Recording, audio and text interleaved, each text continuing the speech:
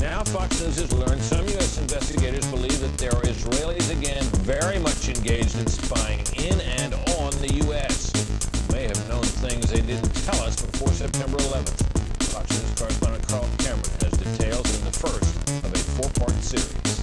Since September 11th, more than 60 Israelis have been arrested or detained, either under the new Patriot anti-terrorism law or for immigration violations. A handful of active Israeli military were among those detained, according to investigators, who say some of the detainees also failed polygraph questions when asked about alleged surveillance activities against and in the United States.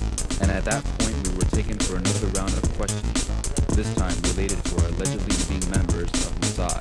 Very much engaged in spying in and on the U.S. The fact of the matter is, we are coming from a country that experiences terror daily.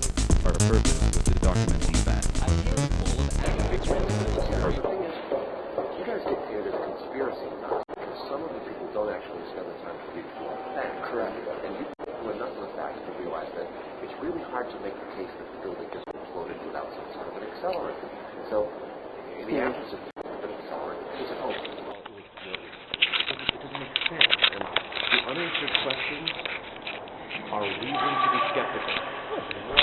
What the office holders can't do is leap to the conclusions because they're office holders. I mean, there's politics in the office and all that. So, you guys shouldn't be painted as nut jobs because you're raising questions. Yeah. But some of the guys who were in the 9/11 Truth Squad, they were saying shit that was so far out there that it undermined the questions. We were just up there at an event in New York, and we had one of the guys, the most playing guys in the he came and disrupted. William Rodriguez, you heard of him, right? Yeah, of course. Come in and just, totally interrupt. Goes on about aliens and reptiles and stuff. Makes it all look like we're out of our minds. I mean, the guys that I got my four-part Israelis series are serious, non-partisan government people. You know, they went out and whacked people on the other side, the presidents, Republican and Democrat. You know, I mean, they do their job. And they do shit. There are bad guys in our government. Black ops stuff does happen. I mean, you know, Jack Bauer's a fucking movie, but it's 24 is a TV show, but it's baked in some stuff that's not just imagination. Right. And it has to be that way. I mean, it just has to be. So, it was just recently revealed that Bush had authorized an executive order that essentially would have taken the brown and blue guys, the Blackwell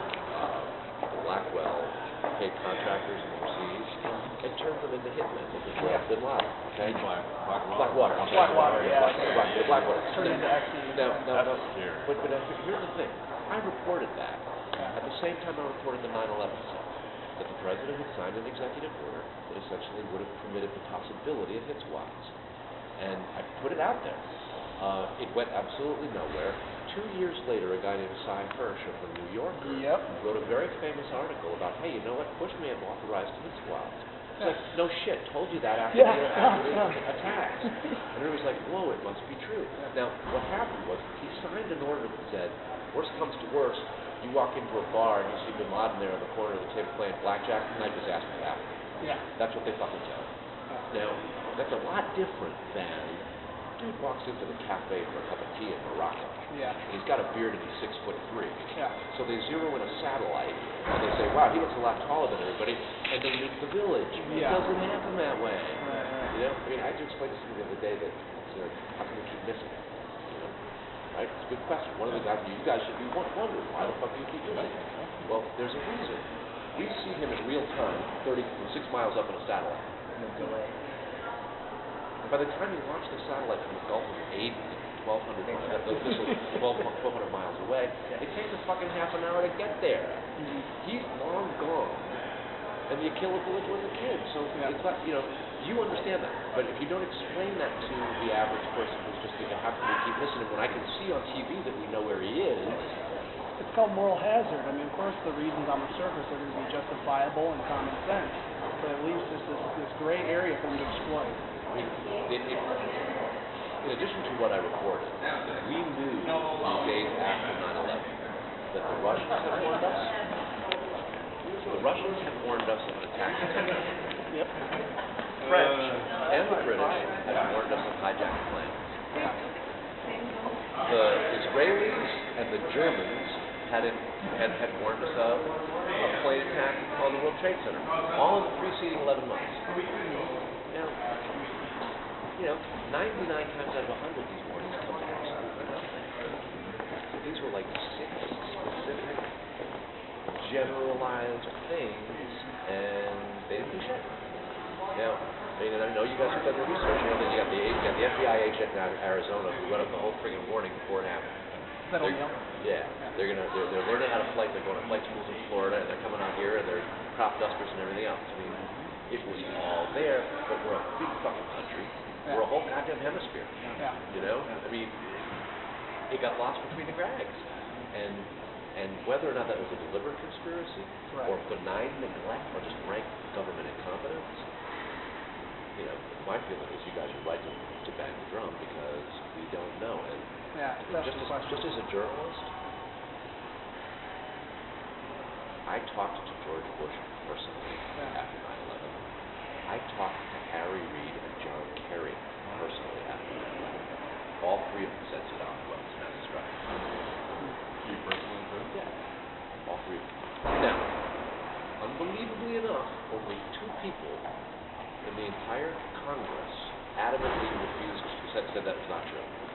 Bob Graham, the former Democratic chairman from Florida, the Intelligence Committee, said there was no evidence. Nancy Pelosi at a dinner appointment told me that John Kerry was a fucking liar because he never saw the evidence before she had looked at it. She was actually one of the ranking Democrats on the Intelligence Committee. Now, who's to believe that Pelosi from San Francisco? You know, she's a pacifist. But those are the only 2 who said adamantly, I've looked at every page, I've looked at all the information, it's just not there. And she outed Kerry, who was running for president at the time. We've actually got a DVD, a buddy of mine made a film called Core of Corruption, a 5-part film. We've only released the first part so far. He could write a book on Bob Graham alone, but he features Bob Graham in there and the dirt that we've got on him. But also with regard to whether or not the intelligence muck up and confidence, or whether there might be direct involvement, something that really bothers us is the Able Danger program. I was wondering if you had any thoughts on that. Yeah. I mean, there's always the concern that you're going to run into people who are not following through on questions. There are questions that have still yet to be answered. It doesn't make sense that the President of the United States or the Congress of the United States would willfully lie to hurt Americans for the purposes of re-election or economic benefit. That's a bridge too far. I can understand how people uninformed might be able to make that leap, but it undermines a valid pursuit of facts when you go too far to prove a point. It's like when I don't know if you guys have kids or anything, but when you see a little kid throwing a fucking tantrum in the grocery store because they want a glass of milk, they're not going to get it. They're going to get locked in the back of the car and slapped. Yeah. So, well, just like the town hall meetings, like we're always getting grief because they think that we're the ones that are shouting people down with the healthcare needs, but we have nothing to do with those people. We're always the ones coming out patiently trying to level volume voice, try to ask them questions about these issues, and you get these morons out there screaming and crying exactly like that, like a child, and we get pushed in that category. My whole point of view in this whole part of the series was to point out that there are unanswered questions. Right. And some of it has been answered, but a lot of it hasn't. One thing that really scares me about that is that, say this is happened by purpose or something like that, that it would solely blame our country without anything like that. Right. I mean, and here's the thing you gotta remember too.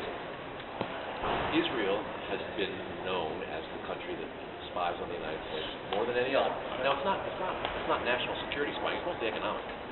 They want to know what to do to make money and how things are going. Sure, no, go right ahead. Well, I mean, frankly, I've been disengaged to it. I mean, a handful of times that you guys have sort of come and tried to bust me on street corners and stuff like that. Through this, I have not been involved in the national security stuff since like after the beginning of the war in 2002. Sure. You got a job to do, and they're going to assign you to different things. But my question is, I don't want to get you in trouble or anything like that. If we're willing, we'd love to get you just on record for our website. Would you support an investigation? No way, I can't. I mean, that's the kind of thing where if I were to do that, I'm not going to get in such a hassle for not having gone through media relations. It's not a question of content. Yeah. But every single thing I say has to go through media relations, and they're just like, I mean, I can't do interviews with that. Kind of how the mainstream. I can't do interviews with like mainstream political magazines until it goes through meet with people. Mainly we saw you, I just want to say thank you. I'm happy. You did a good job. Thanks very much. Even I know when you that there's appreciate still guys it. out there who are Yeah, trying. and I mean, seriously, I mean, it's one of those things where you guys help your own cause.